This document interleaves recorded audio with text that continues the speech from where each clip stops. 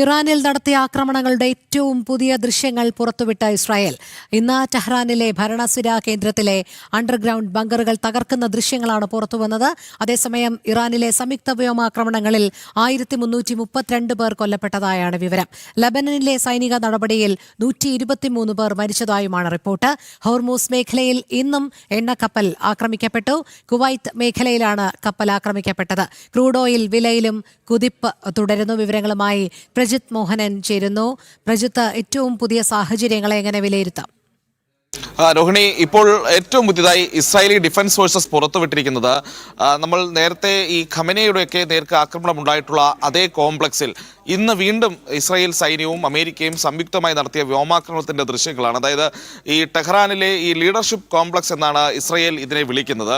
ഈ കോംപ്ലക്സിൽ ഉണ്ടായിരുന്ന അണ്ടർഗ്രൗണ്ട് ബങ്കറുകളിലേക്കാണ് ബങ്കർ ബസ്റ്റർ മിസൈലുകൾ ഉപയോഗിച്ച് 50ഓളം യുദ്ധവിമാനങ്ങൾ ഈ ആക്രമണത്തിൽ പങ്കെടുത്തു എന്നുള്ളതാണ് ഇസ്രായേൽ അറിയിക്കുന്നത്. അതിൽ പ്രധാനപ്പെട്ട കാര്യം എന്ന് പറയുന്നത്, ഇപ്പോൾ അയത്തുള്ള അലി ഖമേനിയുടെ മരണത്തിന് ശേഷവും ഇതേ ഈ കോംപ്ലക്സിന്റെ അടിയിലുള്ള അണ്ടർഗ്രൗണ്ട് ബങ്കറുകൾ ഇറാനിലെ സീനിയർ ലീഡർഷിപ്പ് അത് ഇസ്രായേലിനും അമേരിക്കയ്ക്കും എതിരായ ആക്രമണങ്ങൾക്കും GCC രാജ്യങ്ങൾക്കെതിരായ ആക്രമണങ്ങൾക്കുമായി അതിന്റെ കോർഡിനേഷന് വേണ്ടി ഉപയോഗിച്ചുകൊണ്ടിരിക്കുകയാണ് എന്നുള്ളതാണ് ഇസ്രായേൽ നൽകുന്ന വിശദീകരണം. അതിന്റെ ഭാഗമായിട്ടാണ് ഈ ടോട്ടൽ കമാൻഡ് സ്ട്രക്ചറിനെ ഇല്ലാതാക്കുക എന്ന ലക്ഷ്യത്തോടു കൂടിയാണ് ഈ ആക്രമണം നടത്തിയത് എന്നുള്ളതാണ് ഇസ്രായേൽ അറിയിക്കുന്നത്. ഇതിൽ ഏതെങ്കിലും രീതിയിലുള്ള മരണങ്ങൾ ഉണ്ടായിട്ടുണ്ടോ, ഇറാന്റെ സീനിയർ ലീഡർഷിപ്പിന് കൂടുതൽ ആൾനാശം ഉണ്ടായിട്ടുണ്ടോ എന്നുള്ള കാര്യത്തിൽ ഇപ്പോൾ വ്യക്തതയിൽ. എന്തായാലും വലിയ ആക്രമണമാണ് നടന്നിരിക്കുന്നത്. 50ലധികം വിമാനങ്ങൾ ഒരേ സമയം ബങ്കർ ബസ്റ്റർ മിസൈലുകൾ ഉപയോഗിച്ച് നടത്തുന്ന ആക്രമണത്തിൽ ആ പ്രദേശത്താകെ അത്ര വലിയ ആഘാതം ഉണ്ടാകും എന്നുള്ളതാണ്. ഇന്ന് ഈ പുതിയ മരണസംഖ്യ സംബന്ധിച്ചുള്ള കണക്കുകളും ഇപ്പോൾ പുറത്തു വന്നിട്ടുണ്ട്. ഏതാണ്ട് ഇറാനിൽ 1200-ലധികം പേരാണ് ഇതുവരെ ഈ ഇസ്രായേൽ അമേരിക്ക സംയുക്ത വ്യോമാക്രമണവുമായി ബന്ധപ്പെട്ട് മരണപ്പെട്ടത് എന്നുള്ളതാണ്. അതോടൊപ്പം തന്നെ ലെബനനിൽ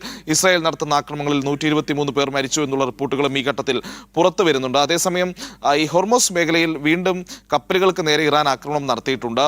ഇന്ന് ഒരു US എണ്ണക്കപ്പലിനെ തങ്ങൾ ആക്രമിച്ചു എന്നുള്ളത് ഇറാൻ തന്നെയാണ് പറയുന്നത്. കുവൈറ്റ് മേഖലയിലാണ് ഇത്തരമൊരു ആക്രമണം ഇറാന്റെ ഭാഗത്തു നിന്നുണ്ടായത്. ഈ കപ്പൽ ഇപ്പോഴും തീപിടിച്ചുകൊണ്ടിരിക്കുകയാണ് എന്നുള്ളതാണ് ഇറാന്റെ ഔദ്യോഗികമായി തന്നെയുള്ള അറിയിപ്പായി പുറത്തു വന്നിരിക്കുന്നത്. അതേസമയം മറ്റ് GCC രാജ്യങ്ങളിലേക്കും സമാനമായ രീതിയിൽ നേരത്തെ ഉണ്ടായിരുന്ന ആക്രമണങ്ങളുടെ അത്രയും ഇന്റൻസിറ്റി ഇല്ല എങ്കിലും ആക്രമണം നടത്തുന്നുണ്ട്. ഒരു പക്ഷേ ഈ തുടർച്ചയായിട്ടുള്ള വ്യോമാക്രമണങ്ങൾ, തുടർച്ചയായിട്ട് ഡ്രോണുകളും മിസൈലുകളും ഉപയോഗിച്ച് നടത്തിയ ആക്രമണങ്ങളെ തുടർന്ന് ഇറാന്റെ സായുധ ശേഷി, പ്രത്യേകിച്ച് ഈ ലോങ് റേഞ്ച് ബാലിസ്റ്റിക് മിസൈലുകളുടെയും അതോടൊപ്പം തന്നെ ഡ്രോണുകളുടെയും ശേഷി അല്ലെങ്കിൽ അതിൻ്റെ എണ്ണം കുറഞ്ഞിട്ടുണ്ട് വളരെ വലിയ രീതിയിൽ എന്നുള്ളതാണ് ഇതിൽ നിന്ന് മനസ്സിലാക്കേണ്ടത്. അല്ല എങ്കിൽ ഈ ആക്രമണങ്ങൾ തുടരുമ്പോൾ അതിൻ്റെ ഇൻറ്റൻസിറ്റി കുറഞ്ഞു വരുന്നതിന് അർത്ഥം ആ രീതിയിൽ ഇപ്പോൾ ആദ്യഘട്ടത്തിൽ ഉണ്ടായിരുന്ന അത്രയും ഡ്രോണുകളും ബാലിസ്റ്റിക് മിസൈലുകളൊന്നും ഇറാൻ്റെ കയ്യിൽ ഇല്ല എന്നുള്ളതാണ്. എന്തായാലും ഒരു വലിയ അനൗൺസ്മെൻറ്റ് കൂടി ഇപ്പോൾ ഇറാൻ്റെ ഭാഗത്ത് നിന്നുണ്ടായിട്ടുണ്ട്. അതായത് ഇറാൻ്റെ പുതിയ പരമോന്നത നേതാവിനെ 2 ദിവസത്തിനകം പ്രഖ്യാപിക്കുമെന്നുള്ളതാണ് ഏറ്റവും പുതിയ ഒരു അപ്ഡേറ്റായി ഇറാൻ്റെ ഭാഗത്ത് നിന്ന് ഔദ്യോഗികമായി തന്നെ വന്നിരിക്കുന്നത്. ഇറാനിലെ ഒരു ജനപ്രതിനിധിയാണ് ഈ രീതിയിലുള്ള വിവരങ്ങൾ ഇപ്പോൾ പുറത്തുവിട്ടിരിക്കുന്നത്.